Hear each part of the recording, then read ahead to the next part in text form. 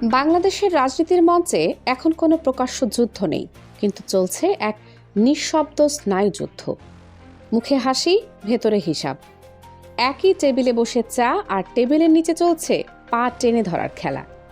প্রশ্ন একটাই, ক্ষমতার সিঁড়িতে কে উঠবে আর কে হবে সিঁড়ি? আজ আমরা বিশ্লেষণ করব সেই ঠান্ডা লড়াই, বাংলাদেশ জামায়াতে ইসলামী ও জাতীয় নাগরিক পার্টির মধ্যকার কৌশল, দ্বন্দ্ব আর স্বার্থের রাজনীতি। জাতীয় সংসদের ডেপুটি স্পিকার পদ বাইরে থেকে দেখলে এটি একটি সাংবিধানিক সম্মানজনক অবস্থান, কিন্তু ভেতরে এটি একটি কৌশলগত পাওয়ার সেন্টার। বর্তমান সরকার প্রধান তারেক রহমান নেতৃত্বাধীন বিএনপি সরকার ইঙ্গিত দিয়েছে প্রধান বিরোধী দলকে ডেপুটি স্পিকারের আসন দেওয়া হতে পারে। এখানেই শুরু দ্বন্দ্ব। গণভোট পরবর্তী রাজনৈতিক কাঠামোতে স্পিকার ও ডেপুটি স্পিকার ইস্যু গুরুত্বপূর্ণ। জুলাই জাতীয় সনদে উল্লেখ ছিল ডেপুটি স্পিকার হবেন বিরোধী দল থেকে একজন, কিন্তু বিএনপি নির্বাচনী ইশতেহারে এসেছে দুজন ডেপুটি স্পিকার। এই দ্বৈততা এখন প্রশ্ন তৈরি করেছে। জামায়াতের নীতি নির্ধারকদের ভেতরে হিসাব খুব পরিষ্কার। এখন যদি তারা চেয়ার গ্রহণ করে তাহলে সরকার বলবে সমঝোতা হয়ে গেছে, আর তখন সংবিধান সংস্কার, পিআর পদ্ধতিতে উচ্চ কক্ষের 100 আসন, তত্ত্বাবধায়ক কাঠামো, সব দাবি ঠান্ডা ঘরে চলে যেতে পারে। জামায়াত বুঝছে চেয়ার মানেই সম্মান নয়, অনেক সময় সেটা ফাঁদও হতে পারে। যেখানে জামায়াত হিসাব কষছে সেখানে এনসিপি সময় নষ্ট করছে না। তাদের লক্ষ্য স্পষ্ট, ক্ষমতার দৃশ্যমান অংশীদার হওয়া। দলের সদস্য সচিব আক্তার হোসেনকে ডেপুটি স্পিকার হিসেবে বসানোর পরিকল্পনা নিয়ে ভেতরে তৎপরতা চলছে। এনসিপির কাছে যুক্তি সোজা, আগে পদ পরে নীতি। এখানে প্রশ্ন উঠছে, রাষ্ট্র সংস্কারের চেয়ে পদ লাভ কি বেশি গুরুত্বপূর্ণ হয়ে উঠছে? রাজনৈতিক বিশ্লেষকেরা বলছেন এনসিপির কৌশল হলো দৃশ্যমান ক্ষমতা অর্জন করে জনমনে গ্রহণযোগ্যতা তৈরি করা, কারণ আগামী লক্ষ্য দেশের প্রধান বিরোধী দল হওয়া। আসল সংঘাত এখন স্থানীয় সরকার নির্বাচনকে ঘিরে, বিশেষ করে ঢাকা দক্ষিণ সিটি কর্পোরেশন। এনসিপি সরাসরি দাবি তুলেছে ঢাকা দক্ষিণে তাদের প্রার্থী হিসেবে আসিফ মাহমুদকে সমর্থন দিতে হবে জামায়াতকে। শুধু ঢাকা নয়, সারা দেশে আরও 2 থেকে 3টি বড় সিটিতে যেন জামায়াত প্রার্থী না দেয় এমন চাপও তৈরি হয়েছে। এখানেই প্রশ্ন একটি পুরনো, সংগঠিত দল কেন একটি সদ্য প্রতিষ্ঠিত দলের কাছে মেগা সিটি ছেড়ে দেবে? জামায়াতের ভেতরে এই প্রশ্ন তীব্রভাবে আলোচিত। অন্তর্বর্তীকালীন সময়ে তার বিরুদ্ধে নানা অনিয়ম ও দুর্নীতির অভিযোগ উঠেছিল। মানুষের মনে তার ইমেজ পরিষ্কার নয়, বরং বিতর্কিত।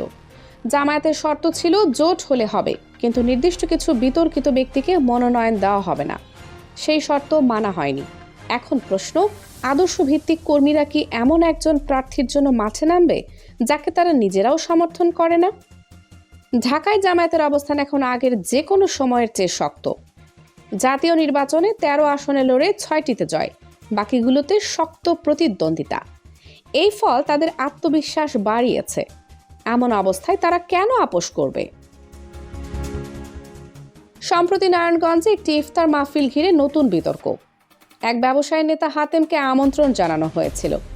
এনসিপির এমপি আব্দুল্লাহ আলামিন ও দলীয় কর্মীরা সোশ্যাল মিডিয়ায় প্রশ্ন তোলেন, কেন এই আমন্ত্রণ? তাদের অভিযোগ, হাতেম নাকি পতিত সরকারের ঘনিষ্ঠ। কিন্তু এখানেই সামনে আসে পুরনো এক তথ্য। এনসিপির শীর্ষ নেতা সার্জিস আলম একসময় এই হাতেমের কাছ থেকেই আর্থিক সহায়তা নিয়েছিলেন, প্রায় 50 লক্ষ টাকা। তখন যুক্তি ছিল দল তখনও গঠন হয়নি। এখন প্রশ্ন, নৈতিকতার মানদণ্ড কি সময় অনুযায়ী বদলায়? অনেকে এনসিপি ও জামায়াতের সম্পর্ককে জোট মনে করছেন, কিন্তু বাস্তবতা এটি ছিল কেবল আসন সমঝোতা। প্রায় 30টি আসনে জামায়াত ছাড় দিয়েছিল বৃহত্তর রাজনৈতিক কৌশলের অংশ হিসেবে, কিন্তু আদর্শগত জোট না। অতীতের বিএনপি জামায়াত জোটের মতো কোনো আনুষ্ঠানিক কাঠামো নেই এখানে। এই বাস্তবতা মাথায় রাখলে বর্তমান দর কষাকষি পরিষ্কার হয়। এটি সহযোগিতা নয়, এটি হিসাব। জাতীয় নির্বাচনে অনিয়মের অভিযোগ ছিল, তবুও জামায়াত উচ্চকণ্ঠ হয়নি। কেন? ভেতরে বলা হয়েছিল প্রশ্ন তুললে আন্তর্জাতিক মহলে ভাবমূর্তি ক্ষতিগ্রস্ত হবে, অথবা তৃতীয় শক্তি সুযোগ নেবে। এই যুক্তি মেনে জামায়াত চুপ থেকেছে, কিন্তু এখন সেই নীরবতাকেই দুর্বলতা হিসেবে ব্যবহার করছে এনসিপি, এমন অভিযোগ উঠছে। রাজনীতিতে স্থায়ী বন্ধু নেই, স্থায়ী স্বার্থ আছে।